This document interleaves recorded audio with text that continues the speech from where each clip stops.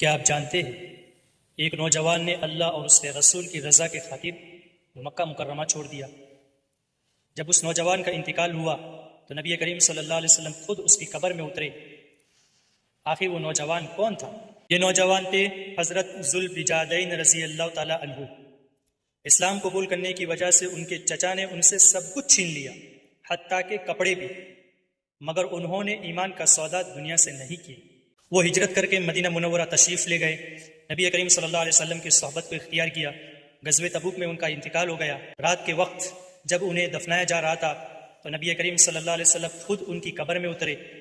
نبی کریم صلی اللہ علیہ وسلم نے اپنے مبارک ہاتھوں سے انہیں قبر میں اتارا اور فرمایا، اے اللہ، میں اس سے راضی ہوں، تو بھی اس سے راضی ہو جا۔